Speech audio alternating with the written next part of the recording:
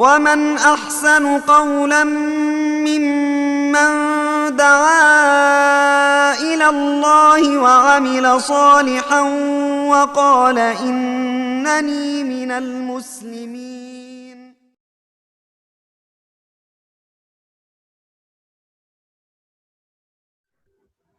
بسم الله الرحمن الرحيم. إن الحمد لله والصلاة والسلام على رسول الله محمد بن عبد الله الداعي إلى الله وعلى آله وصحبه أجمعين. أما بعد فأعوذ بالله من الشيطان الرجيم. بسم الله الرحمن الرحيم. فأوحي إلي هذا القرآن لأنذركم به ومن بلغ. فقال تبارك وتعالى في موضع آخر: هذا بلاغ للناس ولينذروا به وليعلموا أنما هو إله واحد وليذكر أولو الألباب. بالاحترام حاضرین و مشاہدین، الحمدللہ اس زوم میٹنگ کے آپ کے ذریعے دعوت دین کا پیغام آپ تک پہنچایا جا رہا ہے۔ امید کہ آپ بغور سماعت فرمائیں گے اور جو باتیں کتاب و سنت کی روشنی میں پیش کی جائیں اس پر عمل کرنے کی کوشش کریں گے۔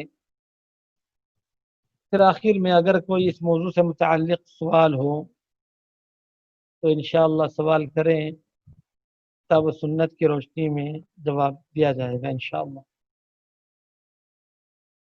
آج کا موضوع ہے دعوت دین قرآن اور سنت کے ذریعے۔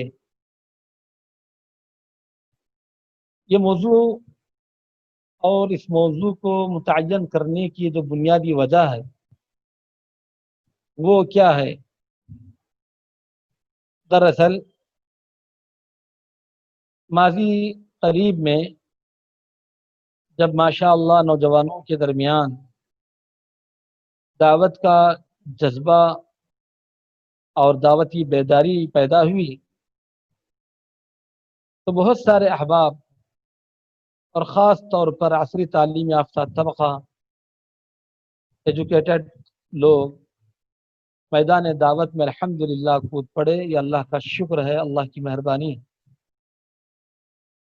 اور ان احباب کو میدان دعوت میں لانے کے لیے بہت سارے قابل، تجربہ کار دعات، علماء اور مربیین کا ہاتھ ہے۔ اللہ تعالیٰ ان کی محنتوں کو قبول فرمائے اور انہیں رحمت اور مغفرت سے نوازیں۔ اب مسئلہ یہ پیدا ہوا میدان دعوت میں آنے کے بعد، کیونکہ بہت سارے احباب قرآن و حدیث کے علم سے دور تھے مگر دعوت کا سچا جذبہ رکھتے تھے، تو انہوں نے سوچا کہ اس کام کو انجام ہم کیسے دیں۔ بعض نے بائبل کا مطالعہ گہرائی سے کیا اور اس کے کوٹیشنز کو نوٹ کر کے اس کے ذریعے دعوت دینا شروع کی، اور بعض احباب گیتا اور ویدوں کا مطالعہ کر کے بلکہ اس کے شلوکس کو یاد کر کے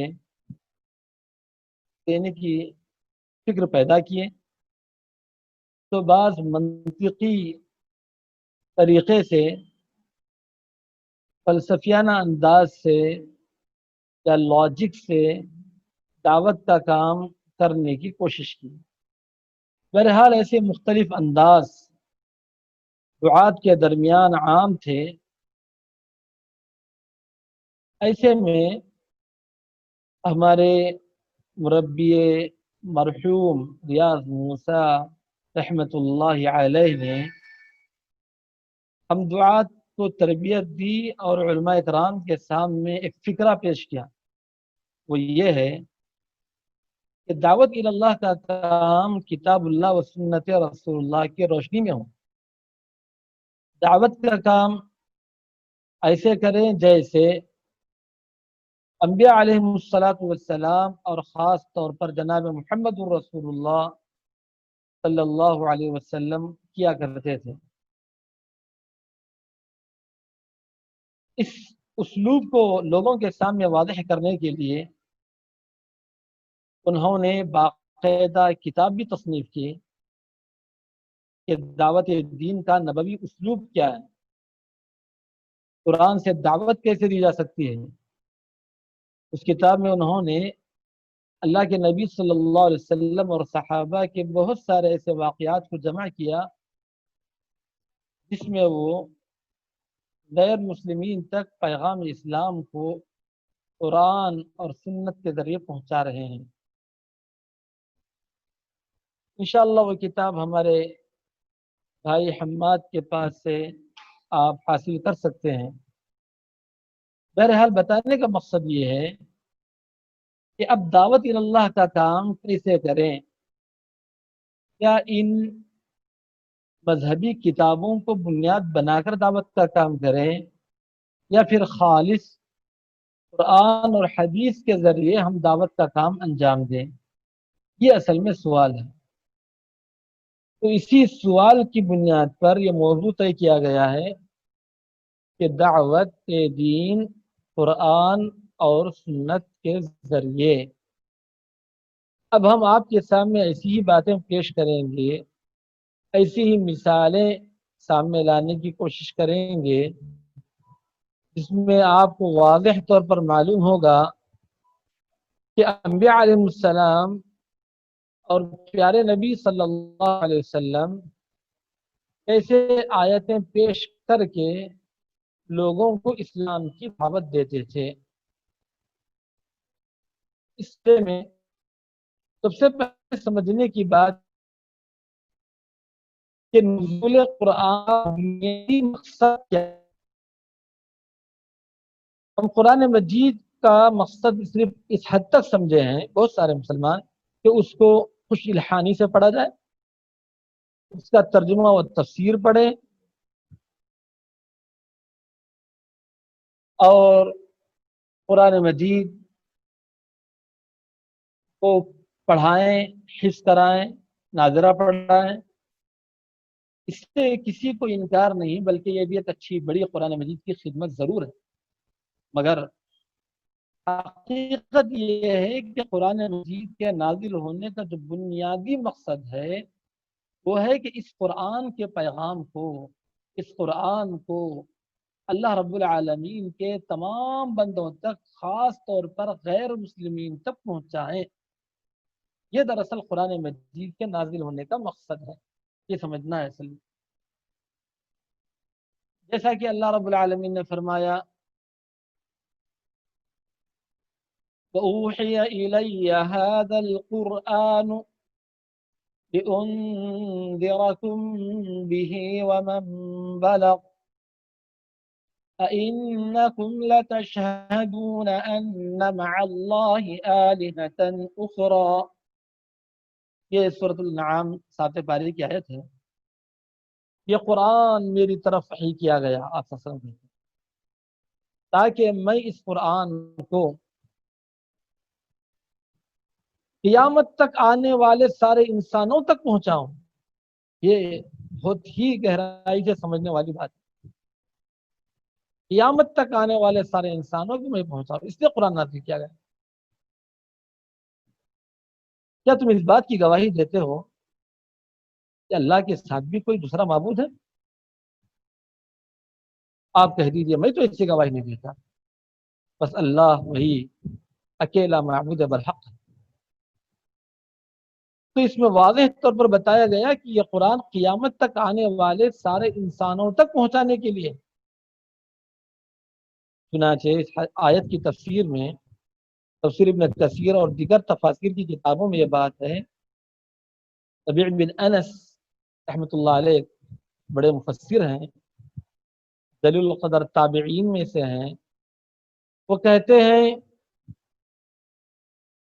کہ جو شخص اپنے آپ کو متبع رسول صلی اللہ علیہ وسلم ہونے کا دعویٰ کرتا ہے اور آپ صلی اللہ علیہ وسلم کی سنت کو لازم کرنے کی وہ کوشش کرتا ہے، اس کے لیے لازم ہے، ضروری ہے ان يدعو كما دعا، ان يدعو كما دعا وينذر ويذكر بالقرآن.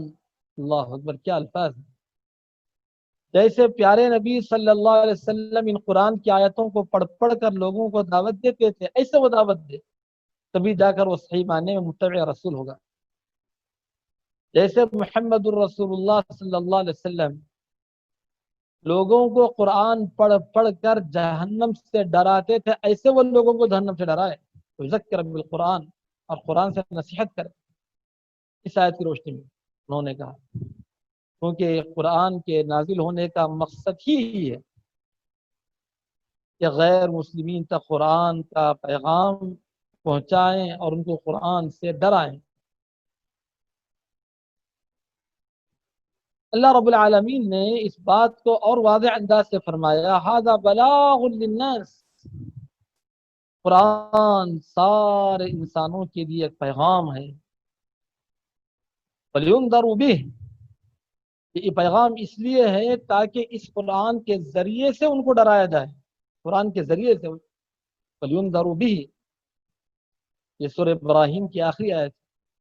وَلِيَعْلَمُوا، اور یہ قرآن سے یہ بات جان لیں، انما هو الہ واحد، کہ بے شک اللہ رب العالمین وہ الہ واحد ہے، وہ اکیلا معبود ہے. وَلِيَذَّكَّرَ أُولُو الْأَلْبَابِ، اور تاکہ لوگ جو عقل مند ہیں وہ نصیحت حاصل کر لیں. بہرحال قرآن مجید کا بنیادی مقصد یہاں بتایا گیا کہ قرآن کے ذریعے ہم لوگوں تک اسلام کا پیغام، دین کا پیغام پہنچائیں، یہی اس کا بنیادی مقصد ہے. دوسرا پوائنٹ نوٹ کریں، محمد الرسول اللہ صلی اللہ علیہ وسلم کا طریقہ کیا ہے، آپ صلی اللہ علیہ وسلم کیسے دعوت دیتے تھے. اب اس سلسلے میں قرآن مجید خود گواہی دیتا ہے،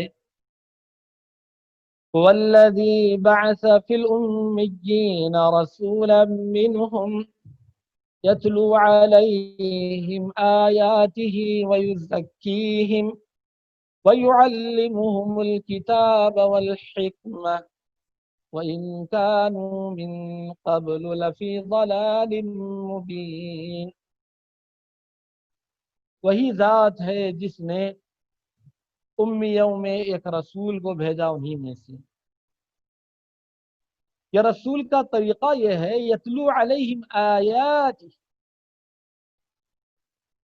یہ رسول صلی اللہ علیہ وسلم لوگوں کے سامنے اس کی آیتیں، قرآن کی آیتیں پڑھ پڑھ کر سناتے ہیں. یتلو علیہم آیات یزکیہم، اور ان کا تزکیہ کرتے ہیں. یعلمہم الکتاب والحکمہ، اور ان کو کتاب و حکمت کی تعلیم دیتے ہیں.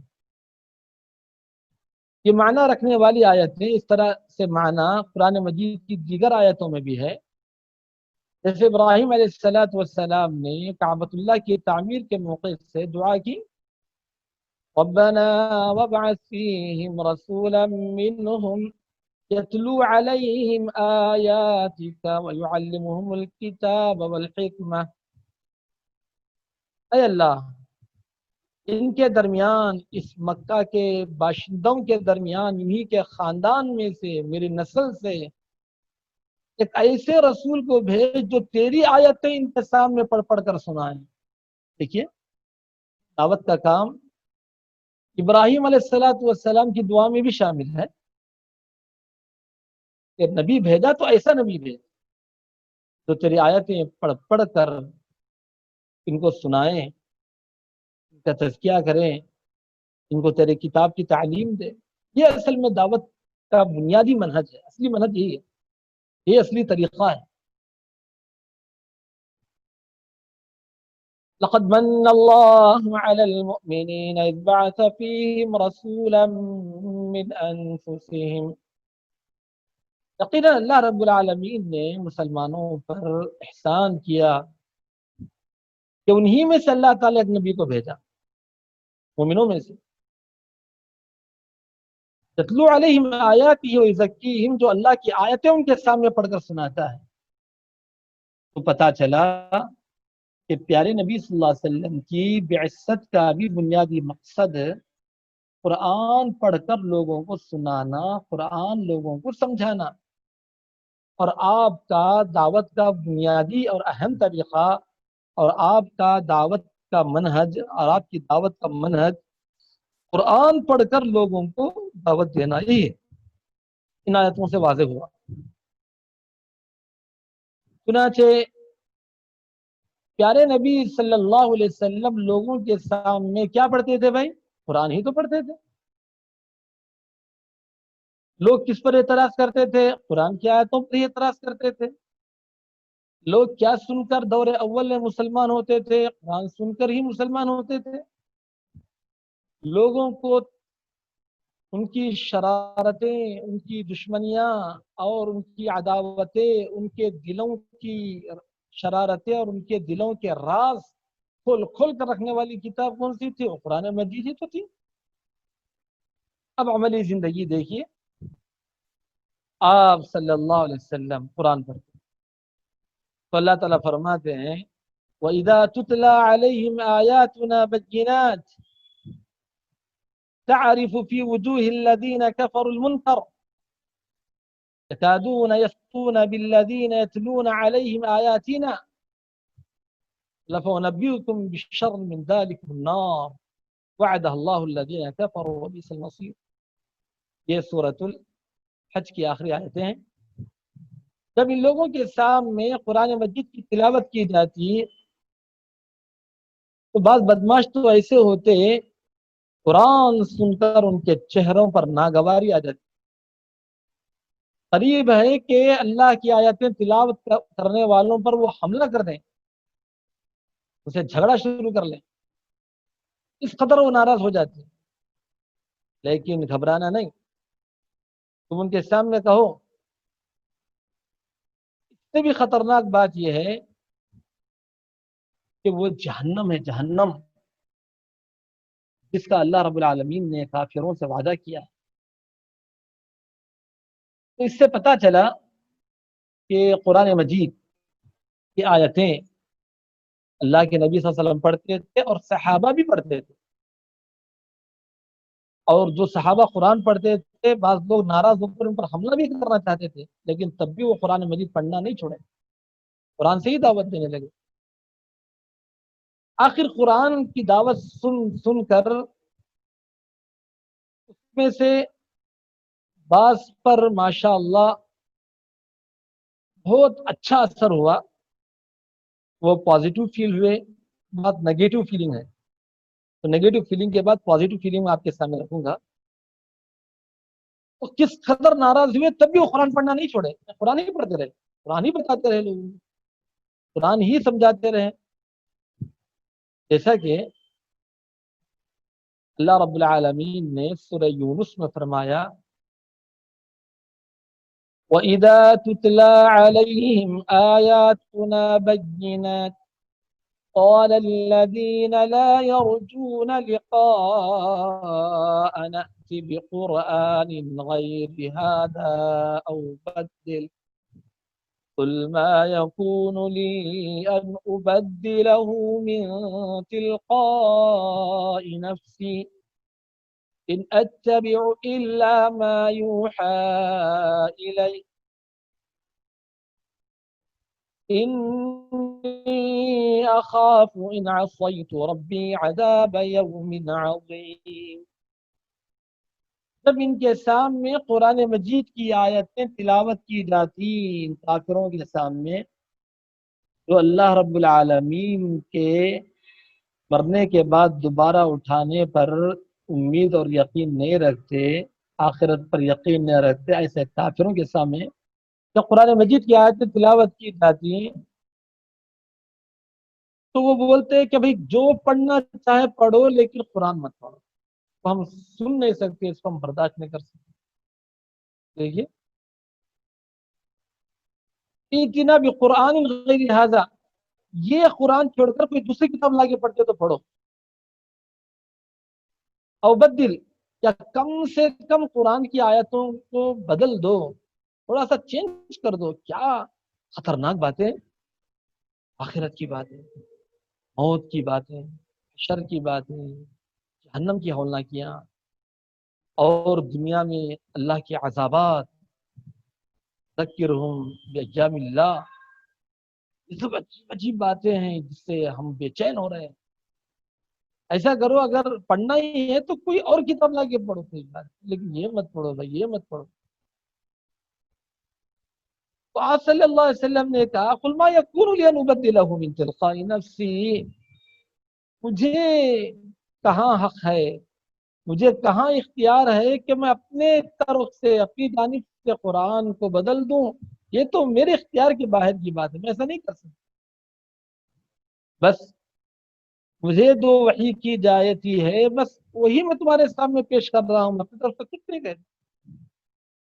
یاد رکھو، تمہاری خواہش کے مطابق اگر میں قرآن کو چھوڑ کر کوئی دوسری کتاب پڑھوں، یا قرآن کی وہ آیتیں جن کو تم سن کر برداشت نہیں کر سکتے وہ پڑھنا چھوڑ دوں، تو مجھے اپنی ذات پر بھی انی اخاف ان عصیت ربی عذاب یوم عظیم، مجھے خود اپنی ذات پر بھی ایک بہت بڑے دن کے عذاب کا ڈر ہے کہ کہیں اللہ تعالیٰ مجھے اپنے عذاب کی گرفت میں نہ لے لے. اللہ، اگر میں قرآن مجید سے دعوت چھوڑ دوں تو اللہ کا عذاب مجھ پر بھی آ سکتا ہے. یہ کون کہہ رہے ہیں؟ محمد رسول اللہ صلی اللہ علیہ وسلم سے اللہ تعالیٰ کی الہلا و رحم. اتنی خطرناک بات ہے یہ. چنانچہ آپ صلی اللہ علیہ وسلم کوئی پسند کرے کوئی پسند نہ کرے، کوئی برداشت کرے کہ برداشت نہ کرے، کوئی موافق بنے کہ مخالف و معاند بنے،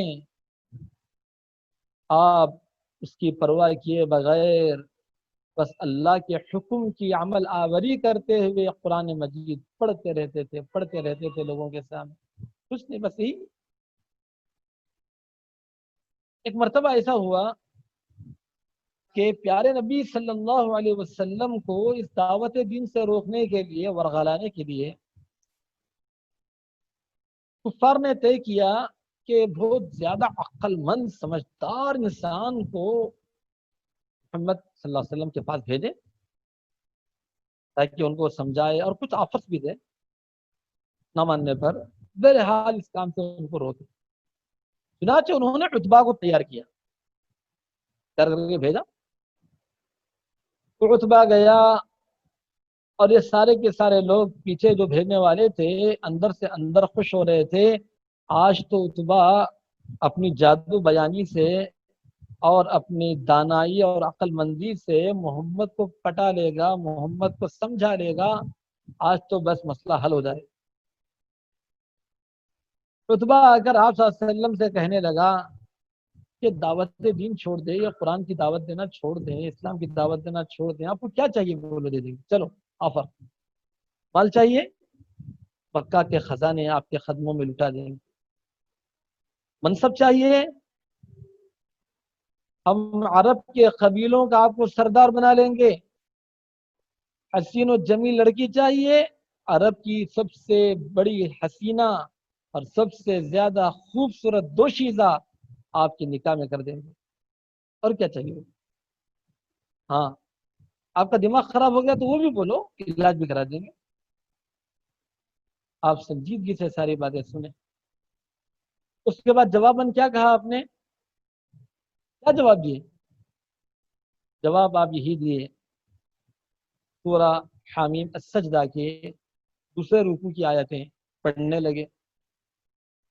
قل أئنكم لتكفرون بالذي خلق الأرض في يومين وتجعلون له أندادا ذلك رب العالمين. اے نبی یہ بولو ان کو، دیکھو اللہ کیسے سکھاتا ہے. اے نبی یہ بولو، اب بولو ان کو یہ بات. ایسا لگ رہا ہے کوئی دعوت کے میدان میں ہماری رہنمائی کر رہا ہے، کافروں سے سوال آ رہے ہیں، ایسا بولو ایسا بولو ایسا بولو، سکھا رہا ہے اللہ تعالیٰ۔ اللہ اکبر، ایسی رہنمائی میدان دعوت میں قرآن کے علاوہ آخر کہاں نصیب ہوگی؟ ایسا بولو کہ کیا تم اس ذات کا انکار کر رہے ہو جس نے زمین کو 2 دنوں میں پیدا کیا، اور اس کے لیے شرکا کو ٹھہرا رہے ہو؟ وہ تو کائنات کا رب ہے، ساری کائنات کا رب ہے، اس کے مقابلے میں تم ٹھہرتے ہو؟ یہ آیتیں پڑھنا شروع کیے، آپ پڑھتے جا رہے ہیں پڑھتے جا رہے ہیں پڑھتے جا رہے ہیں، آخر آپ صلی اللہ علیہ وسلم جس اس آیت پر پہنچے، فَإِنْ أَعْرَضُوا فَقُلْ أَنذَرْتُكُمْ صَاعِقَةً مِثْلَ صَاعِقَةِ عَادٍ وَثَمُودَ۔ اگر یہ لوگ اعراض کریں، بات نہ مانیں، تو آپ کہیے، فقل آپ کہیے، میں تم کو اس عذاب سے ڈراتا ہوں جو عذاب کے تم سے پہلے عاد و سمود پر آیا، وہ عذاب تم پر بھی آنے والا ہے۔ کام گیا ادبا، فوراً پیارے نبی صلی اللہ علیہ وسلم کے منہ پر ہاتھ رکھا اور کہنے لگا، ابقی علی قومک، آپ اپنی قوم پر رحم کرو، ایسے عذاب آنے سے ہم کو بچا لو۔ اللہ اکبر، کیسے قرآن کی کیسی تاثیر ہے۔ خیر وہ تو مسلمان نہیں ہوا، لیکن سیدھے وہ پیارے نبی صلی اللہ علیہ وسلم کی طرف سے نکلا اور گھر میں جا کر بند ہو گیا، کئی دن تک گھر سے باہر بھی نہیں نکلا۔